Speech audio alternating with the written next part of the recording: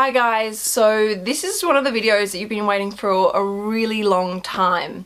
It's how to build a capsule wardrobe, so thank you so much for being so patient. The truth is, every time I went to film this video, something went wrong. Either the lighting was bad, or the audio wasn't working, or my autofocus stopped working.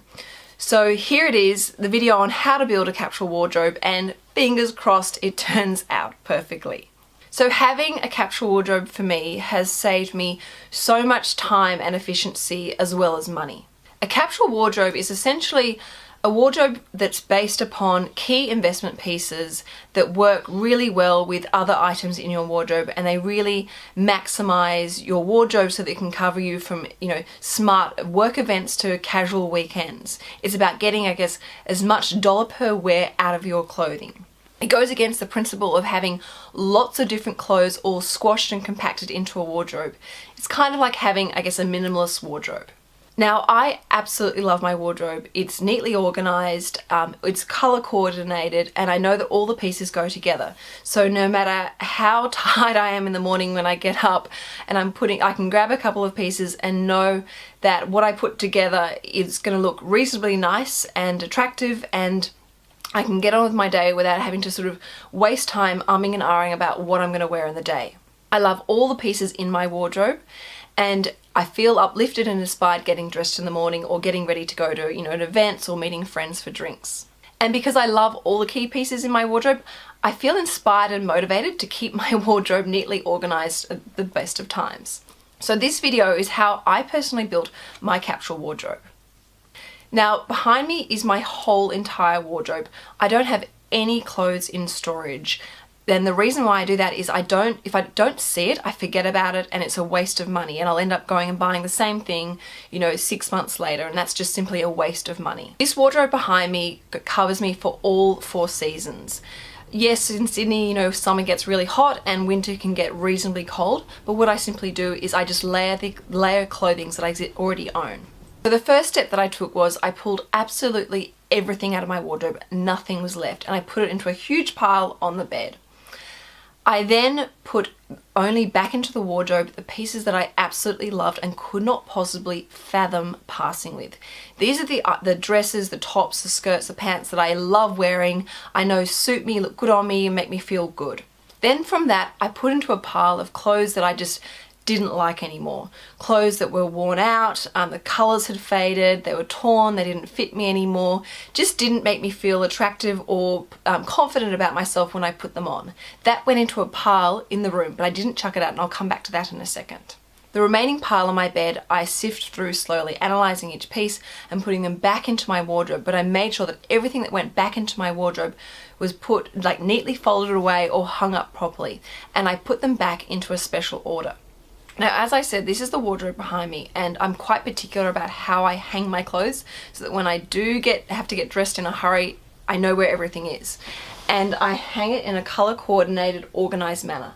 So I go from light to dark. So you'll see I've got light pants going all the way through to black pants. I've got light tops going all the way through to dark tops, and light jackets going all the way to dark jackets. So getting dressed is so much easier, and finding things in a hurry is so much easier. The next step that I did was I did some serious analysis. I went through the pile of stuff that I was essentially throwing out or giving away, selling or donated. And I looked at each piece and looked at where I went wrong.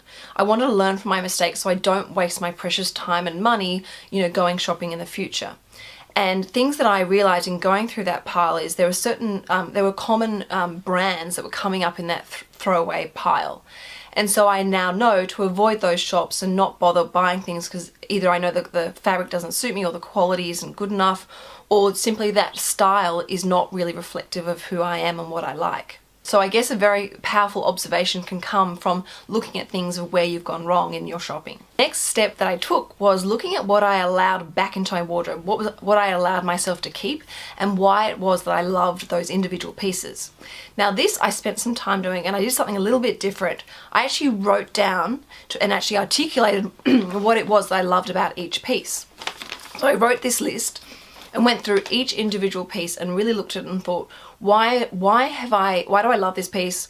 Why does it make me feel good about it when I put it on? And how does it work? Why does it work so well with my other pieces? And I came across some very common themes that helped me define and articulate my personal style, so I have, I guess, a greater understanding about my scents. So from this list, I became more conscious of what my style is all about. And things like, discovering my color palette that I never really had spent much time thinking about. And as you can see, from doing this, I wear a lot of blues, I wear a lot of light pinks, and I love neutrals, so blacks, nudes and whites, and navy blues. I then realized that I like quite a crisp and sharp cut in my clothing. Also, fabric is incredibly important. I like fabrics that feel soft against my skin. No matter how much I like a piece, if it doesn't feel good on me, it never actually gets worn, because whenever I look at it and think about it, I get like a shudder and think, oh no, it's going to make me feel itchy, or it's going to make me feel fat because it's too tight. That is really important to me. Then also realized I am very particular about my stripes and patterns. I generally don't like patterns. I occasionally allow a little bit of leopard print in my wardrobe, but that's it. And when it comes to buying stripes, super particular. I like clearly defined stripes where the color is very strict and straight. No like fabric dyeing or bleeding of fabrics between the two different colors. I also realized that when it comes to, I almost have two different styles. When my weekends with Rocco, I like super comfortable clothes that are machine washable and, comfortable for running around in and make me feel happy and positive. Whereas for work, I like a lot more of a serious structured look, lots of blazers, pencil skirts, stilettos, but I still overall like a very classic, clean look. Also, from defining my style and what pieces remained, again, I was able to identify common shops or common brands that were remaining in my wardrobe. And it also gave me, I guess, permission to continue on shopping in these stores, because I know that the fabric works well, the quality is good for me, and the color palettes they use work with my existing wardrobe. The next step that I took was I looked at my, I guess, daily activities. What is my week made up of? How much time do I spend in front of clients dressed in a professional manner? How much time do I spend, running around with Rocco on the weekends? How much time do I spend going to the gym? How much time do I spend going to events or going out to dinner with friends, getting dressed up? I then allocated a certain percentage to those times, and I was able to reflect that back in my wardrobe. So I realized that I needed to maybe spend some more money on gym wear and lounge wear, because I spend more time than I realized actually exercising. The same went for evening wear. I realized I was spending more time, going out to dinners or meeting friends for drinks, and I needed to actually invest in a few more key pieces for my, I guess, date night outfits.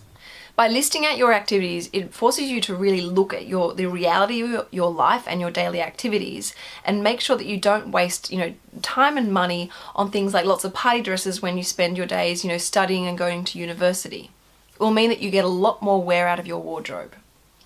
And also it means you'll minimize any guilty purchases.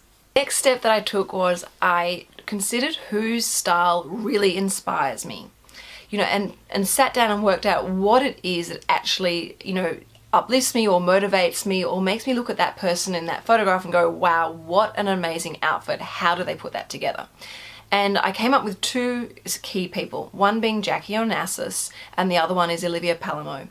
Both have the most chic, classic style that doesn't matter what is necessarily in fashion at the moment, they still look like $1 million, look so glamorous and desirable and polished and put together. And instead of just naming those people, I actually looked at photographs of them online and looked at the way they, for example, the way they tucked the t-shirt in, or way they rolled up a sleeve, or the way that they opened up a collar and structured it with a beautiful necklace or a delicate necklace, or with a beautiful cuff. Starting to actually spend time looking at the details of how they put together their outfits so that I can incorporate those ideas in the way I put together my own individual outfits. Once you know whose style and that you love, it's really easy to get to know it more, especially by using things like Instagram and Pinterest and even Lookbook. Start collecting images that of your favorite people wearing amazing outfits so that it inspires you, and you take that headspace and perspective when you do go shopping. This is really valuable because it also stops you from getting distracted and caught up with whatever is in fashion at the time. The final step that I took was I put in my phone a list of every single item that I owned in my wardrobe. And then from that, I picked out what are the key staples in my wardrobe. And for me, it was things like pencil skirts for work and tailored pants for work. And for weekend wear, it was basically jeans. Now they're, I guess, the foundation or the pillars of my capsule wardrobe. They're the essential pieces that when I go shopping, I need to make sure whatever I buy matches those pieces. So for example, taking my pencil skirt that I wear for work and I love putting on each day, I will only buy pieces that I know will work well with that skirt, because I do not want to buy a top and then realize that it doesn't go with anything in my wardrobe and realize it's either going to be a waste of money on that top or have to go and buy another bottom piece to go with that. It's a complete waste of time, money and energy. The same with my jeans. I make sure, you know, whatever top I buy will match those jeans. And if possible, I try and buy pieces that are multifunctional. So if I'm buying a blouse, I will make sure that blouse not only matches and works with my pencil skirt, but it will also work with my jeans. And then my final tip on how I've built my capsule wardrobe and how I've maintained my capsule wardrobe is I regularly review. I regularly look through it. I regularly pull out pieces that don't fit me anymore or are stained or tired or need to be replaced. I also spend time regularly reorganizing it, making sure that those times where I'm in a hurry and I rush to put my clothes away, I go back in at a later time and just reorganize it and refold the jumpers to make sure it's all neatly organized and it works for me. By regularly reviewing your wardrobe, you'll find pieces that kind of got slightly pushed to the back that you forgot about, and you can actually pull them out, look at them, and you're more likely to wear them and get your dollars per wear. You should love every single item that's in your wardrobe. It should make you feel great when you put it on, and you should enjoy putting it on. That's it for this video. As always, I hope this video helped. If you haven't already, I highly recommend watching my video on how to stop or slow down shopping, because I give you more tips and tricks as to how to define your style and how to stop wasting your precious money. If you have any questions or feedback, please put it in the comments box below. Also, if you have any more video requests, please make sure you add them. I'm trying to get these videos made for you as quickly as possible. And if you haven't already, please subscribe to this channel, and you can also follow me on Instagram at SugarMamma.tv. I will see you next week on Lifestyle Love or Money Monday. And don't forget, check out the SugarMamma website for more stories. See you next week. Ciao!